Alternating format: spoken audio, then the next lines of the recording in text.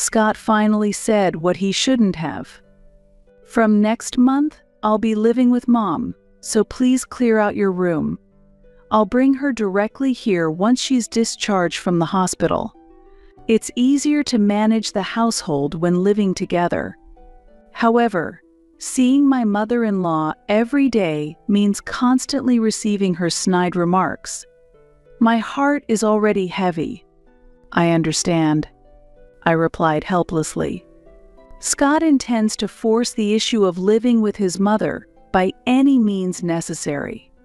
Rather than arguing and opposing him, I should secretly prepare. I have gained this wisdom over many years. Scott left the house, looking pleased and without suspicion. This is my strategy. It's so simple. I almost laughed. Hours later, while I was resting after tidying up, my phone rang loudly. It was a surprise call from Scott. "What is this?" "The house is empty. I, Charlotte Stewart, am a 45-year-old working mother who serves as a department head at a publishing house. My family consists of my husband and 2 children, a very ordinary household. When we got married, the concept of balancing work and family life was becoming popular. At that time, it was common for women to become housewives after marriage, but Scott supported my decision to work. In response, I have devoted myself to my job, household chores, and childcare since the birth of our children. However, recently, I felt the limit of this burden deepening. My mother-in-law, Michelle, who had always opposed my employment, has recently started to complain. "Charlotte, how long do you intend to keep working? You're neglecting your husband and being an irresponsible daughter-in-law." In our time, work came second, and a wife's duty was to devote herself to the family, she said. "Not only have I been committed to my job, but I've also been diligent in housekeeping and childcare. I felt this was a way to repay Scott for allowing me to work. As a result, both my daughter and son began to help out around the house. My daughter folds the laundry and irons, while my son cleans the bath and fills the tub every day. When I return home, the children have already prepared everything so that I only need to manage the meal preparation and cleanup. I am grateful to them for this arrangement. However, despite both of us working, Scott does not help at all. I've asked him several times to assist with household chores, but his response is always the same. I allowed you to continue your job. Are you trying to make me do the housework because you want to ease your own burden without fulfilling your duties as a wife? You're being pampered.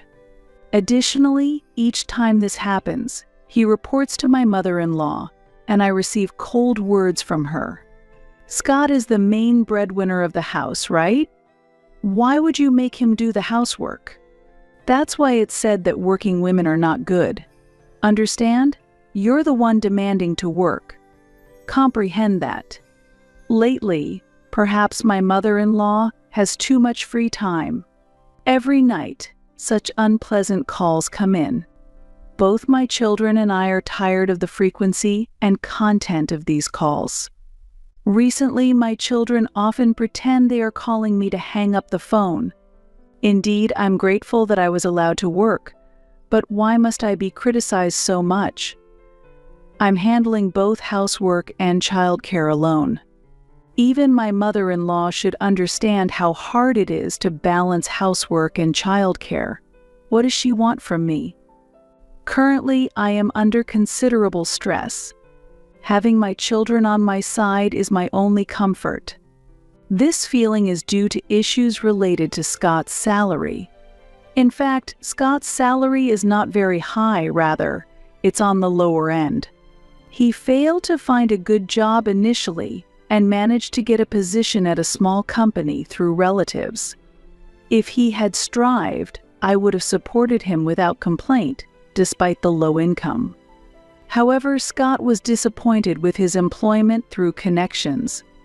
At first, he often complained I should have worked at a much larger and more prestigious company. He just did the work he was told to do and neglected efforts for promotion or to find another job. If he really had the skills, he would have continued to learn and upgrade his skills while working and made efforts to find a new job. But Scott neglected such efforts. As a result, his salary has remained limited to minor raises, with his performance pay and commissions always minimal. On the other hand, the company where I work is a major domestic firm that established maternity and paternity leave systems early on, and has continued stable management even during economic bubbles, never reducing salaries. Currently, I have been promoted to department head and have successfully managed numerous contracts and projects. As a result, I earn considerably more than Scott. Additionally, my children are under my care, and I directly set aside their tuition fees from my salary. I have made the most of the corporate benefits of a large company. Looking back, even when I was on unpaid maternity leave, we lived off my savings. It would have been impossible to cover the household expenses, including those of our children, with just Scott's salary. I have never received any contribution towards household expenses from Scott, and there are no records of any transfers from him. He probably allowed me to continue working because he wanted to rely on my salary. This thought has been growing stronger recently. I suspect that our post-marriage life has been largely financed by my earnings. To verify this suspicion, I checked my bank account. Housing expenses, utilities, food, and the children's educational expenses. I've paid for all of them. There's not a single deposit from Scott. All I could do was laugh tiredly. Scott's salary is spent on his hobbies and sending money to his mother. I've been grateful that Scott allowed me to continue working and have taken on both household chores and childcare. However, looking at the current situation, I pay all the living expenses while Scott freely spends his own salary. As the main financial supporter, I can say that I am the pillar of the family. Scott can afford to act freely because I cover the living expenses, and any favor of letting me work has been fully repaid. Yet, Scott always says, "I'm supporting the family. If you have a complaint, you can leave." On what basis does he make such claims?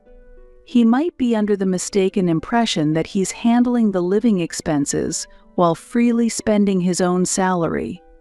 It's completely baffling and incomprehensible. Sometimes I think about the outcome if I took the children and left the house, excluding all living expenses I've been covering. Or if I confronted him with this bank account and ordered him to leave the house, would Scott obediently comply? However, claiming himself as the pillar of the household, he might report me again to his mother. Does his mother understand the difference in our incomes? No, if she did, she wouldn't make such sarcastic remarks. She must think of him as a wonderful son who supports the family and has graciously allowed me to work. How would she react if she knew the truth about our incomes? Perhaps she would turn against Scott and come to my side. However, I want to avoid such a situation. What would become of Scott and his mother if I left? Sometimes, fed up with her harsh words, I find myself pondering this. While I was lost in these thoughts, my mother-in-law fell at home and injured her leg. She will need to be hospitalized for a while for treatment and rehabilitation. Since my father-in-law passed away before our marriage and she lived alone, either Scott or I would need to take care of her. Why are you leaving me to suffer? Hurry to the hospital. My leg hurts so much I can't move, and there's a lot I need to ask of you. She called me immediately during her hospitalization. When I answer the phone, she only demands things bring this. I want that.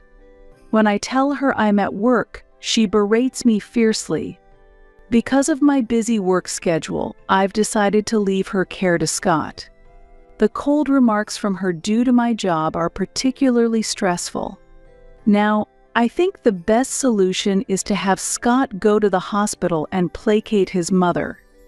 When I ask Scott to take care of his mother, he immediately complains. "Why don't you look after Mom, Charlotte? I'm working too," he says. Despite being her son, he tries to push all the responsibility onto me. I think he should handle it himself, at least for the first few times. Suppressing my feelings, I respond, "I'm also working, and there are household chores. If you could help with the housework, I could go too. I think your mother would be happier to see you there." This is the truth. My mother-in-law may think of harassing her daughter-in-law as a way to relieve stress, but when mobility is limited, it's better to think positively and speak positively. For various reasons, I have been intentionally avoiding caring for my mother-in-law. On the other hand, I take care to wash and fold her laundry neatly and pack it in her bag. When she requests shopping, I pay close attention to the specific products she wants. I don't mind if these are seen as Scott's achievements, even if I am the one who is criticized. Right now, I especially want to avoid hearing her sarcasm. Fortunately, my predictions were correct. Day by day, my mother-in-law greets Scott with a smile. Being pampered by her son seems to greatly please a mother with her personality. Having her beloved son nearby seems to make her happier than making sarcastic remarks. She eagerly awaits Scott's visits every evening after work, looking forward to their conversations. She hands the shopping list to Scott, and since her hospitalization, she hasn't called me even once. Seeing her smile, Scott feels he is doing good deeds, and he returns home in a good mood. At night, when Scott comes home, he passes me the laundry and shopping lists without complaining as before. Although I receive some grumbles from Scott when handing over her belongings, I still manage to live my days peacefully. That's enough for me. Right now, I am determined to avoid my mother-in-law's sarcasm at all costs. Sometimes, I mutter to myself in the middle of the night, if only I could live in peace for a little while longer. However, the injuries my mother-in-law sustained at her age are likely to be prolonged. I strongly urged Scott to encourage her rehabilitation, but she often neglected it, looking forward to her son's visits. As a result, by the time her injuries healed, her leg strength had already declined. Scott goes to the hospital in the evening after work, but until then, my mother-in-law simply waits, abandoning rehabilitation and just anticipating her son's visit. She has grown fond of her son's care, and Scott has become accustomed to her various requests.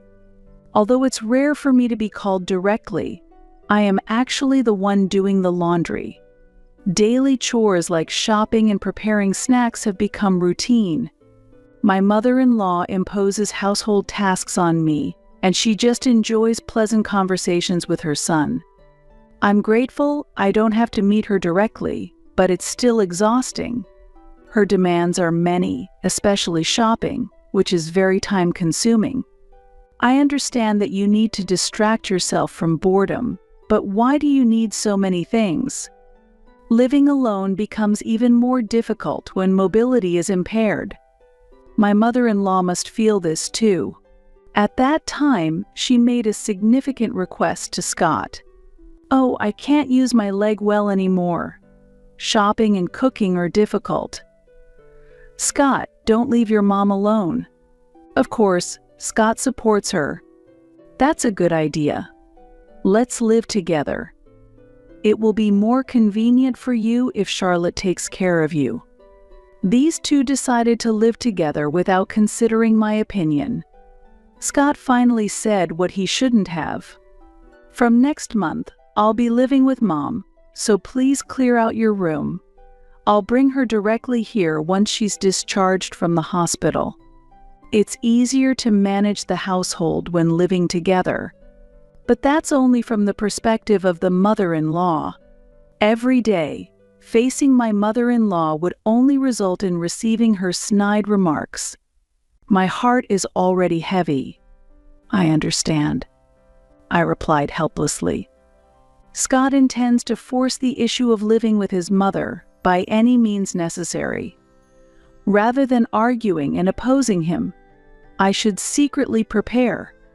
I have gained this wisdom over many years. Caught between the excitement of Scott and my mother-in-law about the cohabitation, I was considering my escape options. I have a personal room in our home where I gather and study business-related documents.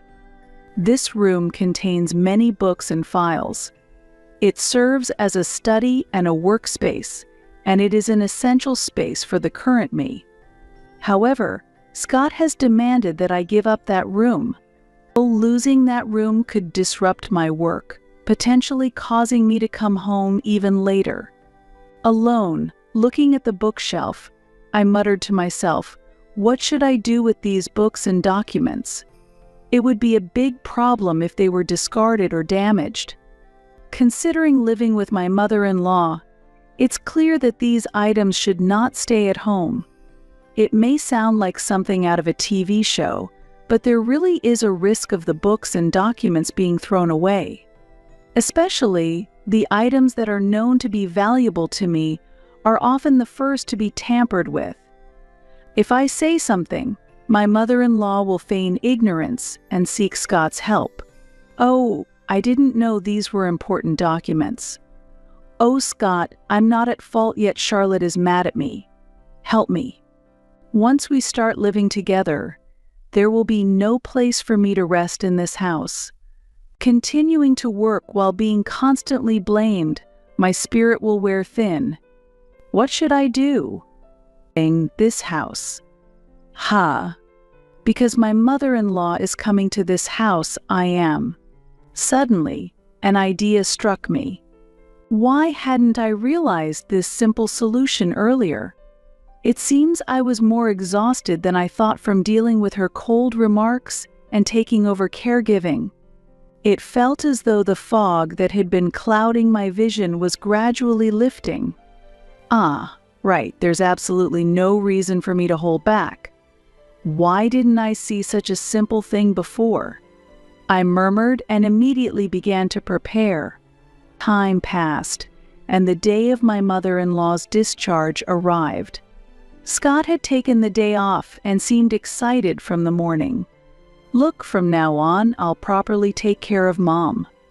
I won't let you do what I've been doing while she was hospitalized, Scott declared, and I quickly changed the subject. That's right, take this. Your mother has been hospitalized for quite a while, after all. The hospital food is bland and not very filling, so she must have been unsatisfied. Since discharge procedures and packing will take us close to lunchtime, why don't you take her out for some delicious food? It's a special day off, and a drive just for the two of you would be nice, right? I'm sure she will enjoy it, I suggested, handing Scott a larger amount of cash than usual. While Scott did have an allowance for living expenses, the amount I gave him this time was significantly more than his usual monthly allowance.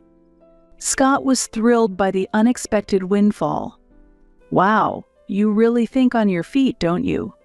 Then I'll use this money to take Mom out for a drive. I'll let you know what we decide about dinner. You make sure everything at home is ready for Mom to be comfortable. Scott left the house happily, without any suspicion. This was my strategy. It was so simple, it almost made me laugh. This should buy me some time. I was eager for Scott and his mother to return home. While waiting, I proceeded to organize the house. I needed to finish arranging everything before Scott and his mother returned. A few hours later, while I was resting after finishing the organization, My phone rang loudly. It was a surprise call from Scott. "What's this?" "The house is empty." In fact, while Scott was out picking up his mother, I had moved my belongings to a new house I had rented. Of course, I had left behind only Scott's few personal items and his mother's bedding. "Oh, you're back already? You said to clear out the room, so I cleared out the room and the living room to make sure your mother could be comfortable. Now, you two can enjoy your time together," I replied calmly. Scott exploded in anger. "This isn't a joke. There's nothing left in the living room or kitchen. How could you do this when I'm the one supporting us?" The familiar line was thrown out again. How foolish to believe that he could demonstrate superiority. No, in reality, I was the one supporting the family, and that included you. You've been spending your salary on allowances for your mother and on your own pleasures, haven't you? And even asking for personal spending money from the household budget. How can you claim that you are supporting the family with such actions? Scott was surprised by my challenge but quickly retorted. His theory was completely nonsensical. "Quiet. As a man, I am the head of the house. You, as my wife, should obey. Put the furniture back immediately." "No, I won't. The living room furniture and the kitchen appliances were all purchased with my salary. Don't worry, the children are with me. I've paid for the rent, utilities, and groceries. In short, I am the pillar of this house. Why did you proceed to live with your mother without consulting me? I can't stay with someone who acts so unilaterally. As you wished, from now on you'll have to fend for yourself," I said. And it seemed like Scott had an epiphany. "Wait, what about the rent for this house?" "Yes, I will cover all payments until the end of this month, but from next month, I'll pass that responsibility to you. The payments for electricity, gas, and internet have already had their direct debit stopped, so you'll need to manage those yourself," I said. It seemed Scott finally understood the situation. In response, his mother exploded in anger, raising her voice in a frenzy. "I can't believe I have such a terrifying daughter-in-law. What are you thinking, using the fact you work to pressure him? Enough is enough. I plan to live here luxuriously with Scott." At that moment, I wondered if she truly understood the reality of Scott's income. Living a luxurious life would indeed be wonderful. However, whether that's possible depends on your son's income. "Anyway, this is goodbye," I said calmly. "Wait, Charlotte, where are you?" Scott asked, but I hung up the phone and immediately blocked both his and his mother's contacts. What follows is, as you might imagine. With Scott's salary from a small company where he showed little initiative, the amount left after paying rent and utilities was very minimal. In a house too large for a family of 4, Scott and his mother frequently clashed. "What is this? What kind of meal is this? Don't you care to feed your parents something decent?" His mother would scream. "Be quiet. If you have a complaint, make something yourself. You skip rehab and hate walking. You don't help with the housework at all. You're just a burden," Scott would retort. Thus, their lives seemed to be filled with tension and dissatisfaction. Due to neglecting rehab, his mother's leg strength had deteriorated, and she had become completely resistant to any form of physical therapy at home. Her inability to move as smoothly as before likely contributed to significant frustration. The woman who once showed deep affection for Scott had transformed, making unreasonable demands. Her change might be a symptom of early-stage dementia. Her pension alone places them in a very tough situation. If they move to a smaller, more suitable residence for two, their life would likely become much easier. However, Scott doesn't seem to come up with such creative solutions. Since I cut off communication with Scott and his mother, I haven't received any messages from them. The children also blocked Scott and his mother's contacts when we started a new chapter as a family. Currently, Scott doesn't know where we live, and he has completely lost any means to seek help from us. If this situation continues, their living conditions will likely become unsustainable. With the help of my children, I've been able to secure a decent income and a nice apartment. The children each have their own rooms, and I use a spacious room as both my bedroom and workspace. The rent is a bit high, but the amount saved by separating from Scott allows us to comfortably afford it.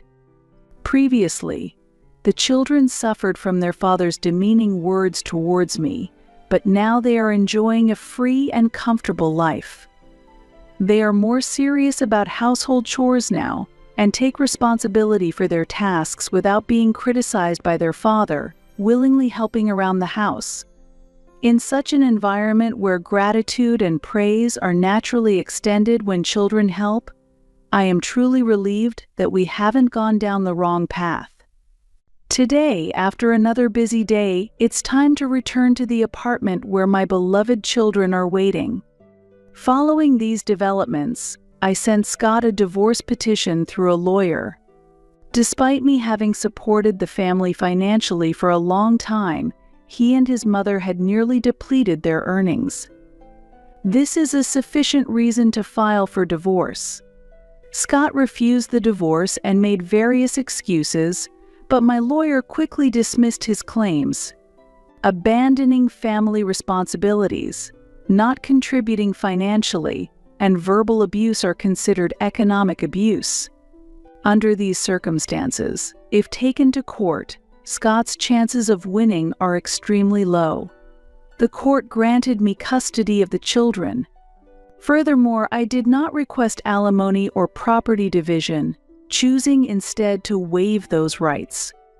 Because the savings I accumulated have all been earmarked for the children's future education, it would be completely unacceptable for me to give any of that money to Scott or his mother. My car is in my name, and fortunately, the house we lived in was a rental property, which helped us avoid further complications that could have arisen had we owned a home. Now, without facing criticism from anyone, I am able to focus on my work. This allows me to provide the kind of activities my children desire, for which I am grateful.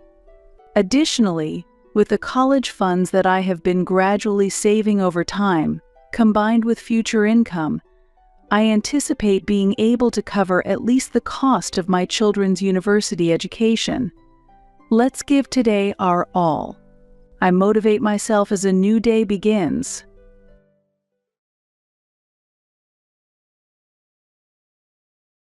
I'm going to live in this high-rise apartment with my mom. I want a divorce. I couldn't hide my confusion at the sudden statement my husband made. It seems like my husband was planning to live in the high-rise apartment I inherited from my father with his mother after our divorce.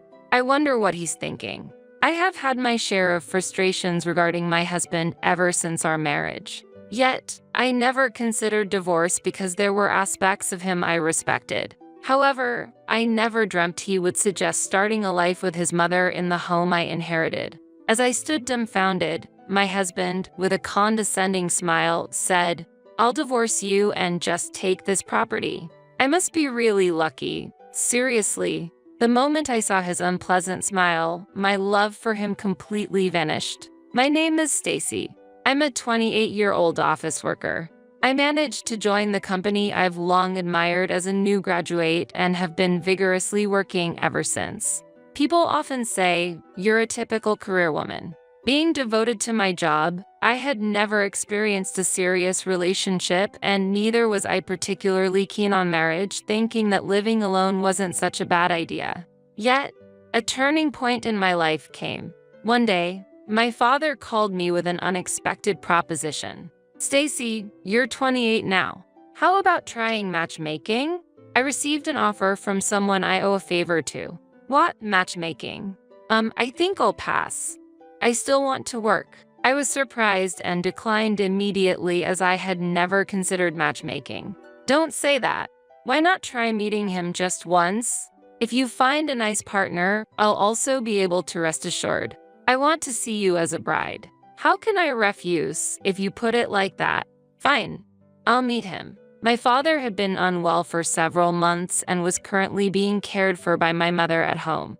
His health hasn't been great recently. Knowing his condition, I couldn't ignore my father's wish to see me as a bride, so I was left with no choice but to accept to meet up with the guy he wanted to match me with.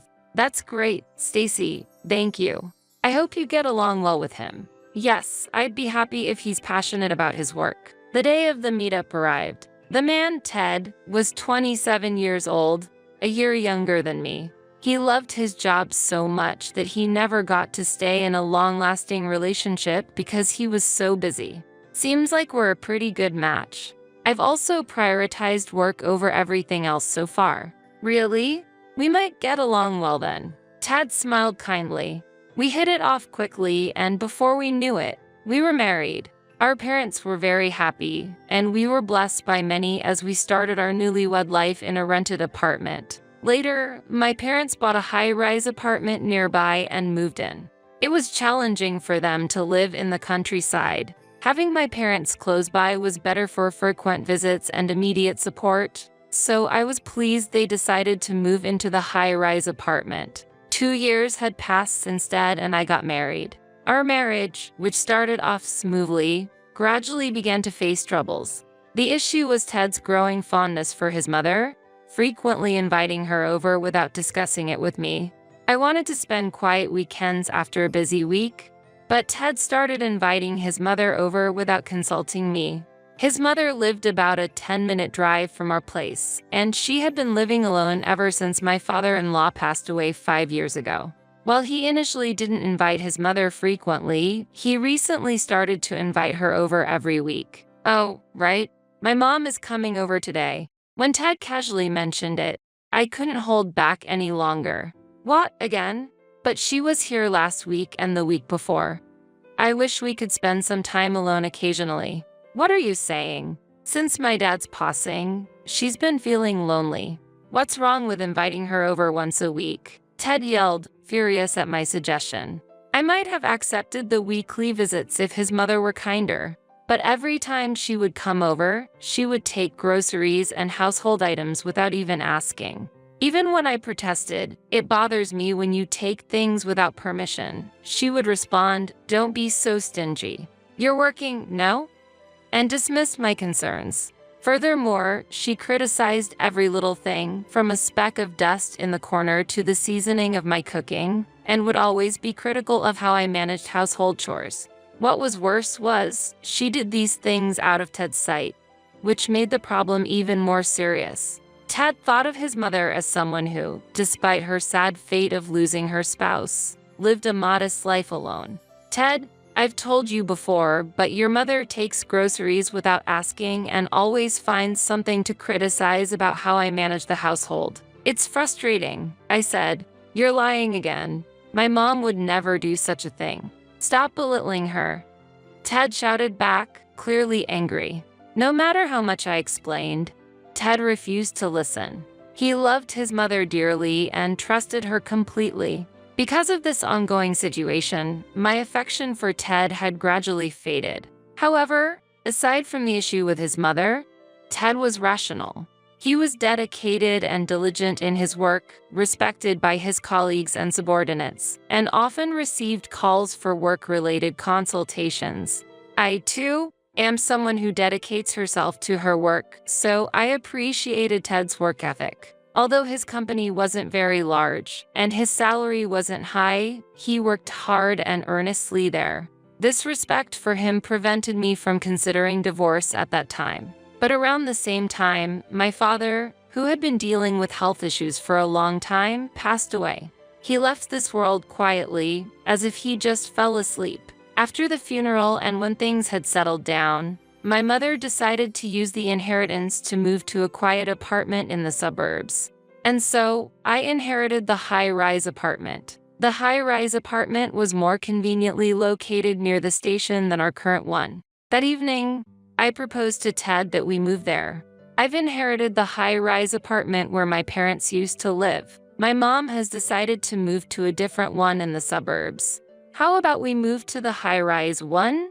Of course, it will be after my mom moves out. Upon hearing my suggestion, Ted's face lit up and he exclaimed, "Lucky," and started to celebrate. He then took out his phone and made a call. "Hello, Mom. I have some great news." He seemed to be talking to his mother, telling her that I had inherited my father's high-rise apartment. After ending the call, Ted turned to me with a smug smile and made a demand as if it were the most natural thing in the world. "Give me the keys."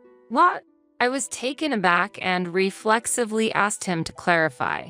"I mean the keys to the high-rise apartment. I want to go check it out. I know the place and have visited before, but I haven't thoroughly checked it out apart from the living room. I'll just go and see." "What are you planning?" "My mom is still there. What if you disturb her by suddenly showing up? Besides, it's already late." I felt an ominous premonition about Ted's high spirits. "Oh, right. Your mom is still there. Let's at least look at it from the outside then." I didn't understand his urgency, but Ted couldn't wait and I ended up accompanying him. The high-rise apartment was about a 15-minute walk from our current one.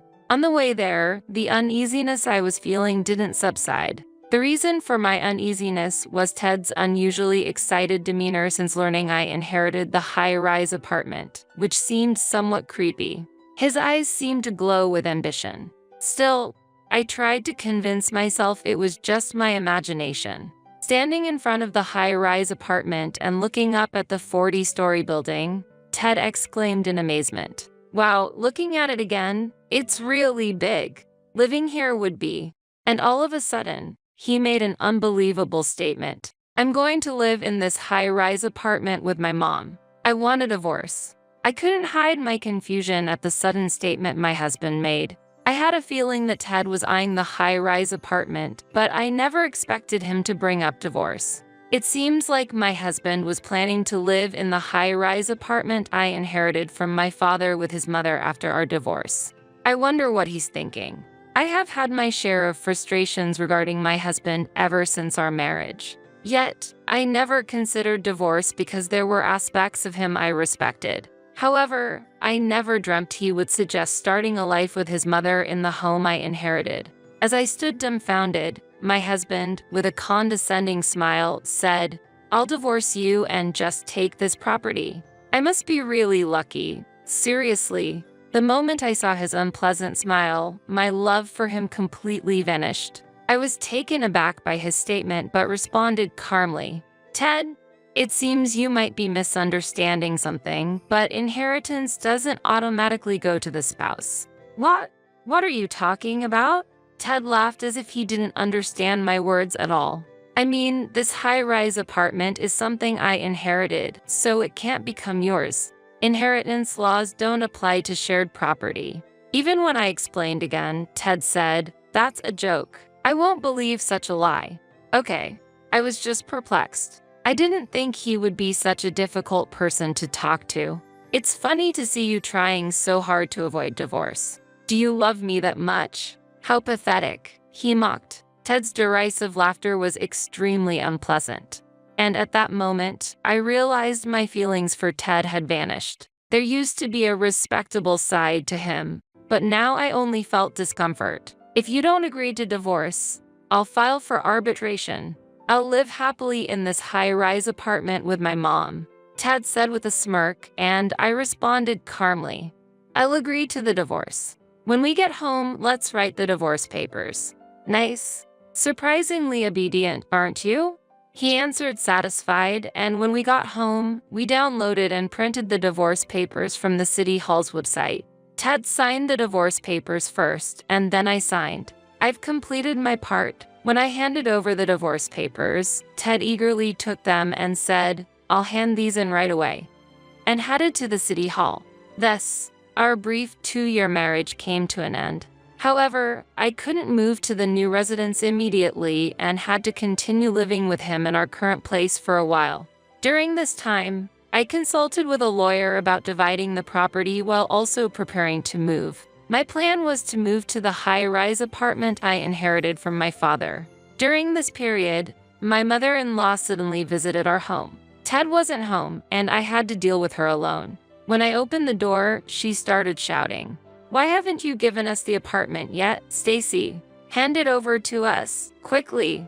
As I've explained to Ted several times, that house is something I inherited from my father and I can't give it to you or Ted, I responded calmly. The audacious mother-in-law then said, "Don't be so stingy. You earn a lot, right? You're so busy with work that you neglect household chores, so you must not be struggling with money. It wouldn't hurt if you gave us the property." I firmly refused her demand. "There's no way I'll give you the apartment," and closed the front door. Behind the door, she yelled, "Why are you so insolent? Tad was right to get a divorce from such a daughter-in-law. Hand over the high-rise apartment quickly." But after a while, she quieted down and seemed to have given up and left. That evening, when Ted returned home, I told him about his mother's visit. "Today, your mother came. Seems like she's expecting to live in the high-rise apartment. She hurled insults at me, and I can't take it anymore." Then Ted, as if thinking his mother had been insulted, suddenly began yelling hysterically, "What's with that attitude? My mom just wants to live in the high-rise apartment with me as soon as possible. You're the problem for not handing it over. My mom isn't at fault. Stop being stubborn and give us the property now." It's not about being stubborn. It's legally established that inheritance doesn't become shared property. It's exempt from property division. Do I need to explain it again? Even as I tried to explain, Ted wouldn't listen. I eventually successfully completed the property division process, but it took extra time and money because Ted made a fuss about not getting the high-rise apartment. Therefore, I decided to bill all the divorce expenses to him. After my mother moved to the suburban apartment, I decided to relocate to the high-rise apartment. I completed the move without Ted knowing. After moving to my new home, I changed all my contact information, cutting off all ties with him. I was worried for a while that he might come over, but fortunately, there were no signs of him coming, and months had passed. I was relieved, thinking he had accepted the reality that he couldn't live here. However, something unexpected happened. On a holiday, while I was relaxing at home, the bell suddenly rang. At that moment, I murmured to myself, "Has he finally come?" When I looked at the intercom monitor, there he was, as expected. I considered ignoring him for a while, but he persistently rang the bell, and thinking of the neighbors, I reluctantly went to the door. When I opened it, Ted was furious and shouted, "Why did you change your phone number? You've changed your email address too, right? Why didn't you tell me your new contact information? Why should I? I have no obligation to explain to you. The divorce was completed and we're no longer husband and wife, and the property division is settled, so we have nothing to do with each other anymore. Don't say nonsensical things." As I responded calmly, Ted became even more enraged. "Don't make lame excuses. I'm really angry. That's clearly not a lame excuse." Having a reasonable conversation with him was impossible, and it gave me a headache. Ted continued to shout as if he was about to pounce me. "Why can't I have this property? Because of that, I've been laughed at by my friends." "It's all your fault." "Laughed at by your friends? What do you mean?" When I asked, Ted was silent for a while before starting to speak slowly. Seems like he had bragged to his friends about having bought a high-rise apartment when we filed for divorce and I inherited this property. Envied by his friends, Ted didn't want to hear anything about how the property division didn't allow him to get the apartment and mistakenly thought that if he kept fighting, he would eventually obtain it. Even so, I've been scorned and ridiculed by my friends as a braggart for not living in the high-rise apartment, and my mother is pressuring me about when we can move in. "You're responsible for this situation." Hearing Ted's complaints, I was just astonished and lost for words. Essentially, he was blaming me for his own frustrations. I was beginning to feel foolish to continue further discussions with him, and said, "It's not my fault. I've tried to explain to you many times that the high-rise apartment is not included in the property division. There's nothing more to talk about. Please leave," and tried to close the door. However, Ted wedged his foot in the door, preventing me from closing it. "Move your foot." "Shut up. I won't leave until you say you'll hand over the high-rise apartment. You're making me look like an idiot." Ted glared at me with bloodshot eyes. "If you won't leave, I'll call the police." "Hoot, call them. Don't think such threats will make me back down. I must get this property at any cost." While Ted dismissed the threat, I calmly took out my cell phone from my pocket. "Wait, are you seriously calling the police?" Ignoring Ted's nervous whisper, I completed the call to the police. Ted turned pale and shouted, "I didn't think you'd actually call the police. Are you crazy?" and quickly left the scene. In the following days, life returned to normal, and it seemed the shock of being reported to the police made Ted avoid contacting me. However, 3 months later, I found an envelope in my home's mailbox. It had no addressee, suggesting someone had delivered it directly. Who could this be from? I muttered to myself as I turned the envelope over to find Ted's name written on it. Shocked, I cautiously opened the envelope, wary of any dangerous contents. Inside were 3 letters, written in Ted's handwriting, detailing his recent circumstances. The letter began as follows. To Stacy, since I can no longer reach you, I am honestly sharing my current situation through this letter. Please read it to the end. With a mix of curiosity and annoyance, I began to read the letter. As I read on, it became clear that soon after our divorce, Ted had found a new lover and planned to live with her and his mother in this high-rise apartment. However, when it became apparent that Ted could not secure this place, the lover, who was merely attracted by the allure of the apartment, left him. Moreover, Ted had given her expensive gifts, which made him go into a significant amount of debt. He had also talked about purchasing the high-rise apartment at work, leading to unbearable cold stares from colleagues, ultimately causing him to resign. It appeared that his mother, who had been counting on living in the high-rise apartment, had been spending extravagantly and was now facing tough times without the expected support from Ted. The letter concluded with I have laid everything out honestly. So please, I'm begging you, could you lend me some money? Just $10,000 would be enough. If you wish, we could even consider starting over. I had no intention of replying or reconsidering our relationship. Ted's assertive demeanor throughout the letter only elicited a sigh from me. It seemed that Ted was in a dire situation and had reached out to me for financial aid. I tossed the letter into the trash and immediately headed to the real estate agent. Given the possibility of Ted showing up at my current place and not wanting to receive such bewildering letters again, I decided to sell it. Although it was a place I had inherited from my father, making me feel somewhat guilty. I believed my father would forgive me if it were for my happiness. My mother also agreed with my decision. I then proceeded to purchase another high-rise apartment, one with an even better location, which admittedly was quite expensive. However, thanks to my hard work and savings, I didn't hesitate to splurge on it. Of course, I didn't share my new address with Ted, so now I was finally able to live with peace of mind. I resolved to focus on my work again, renewing my commitment to my career.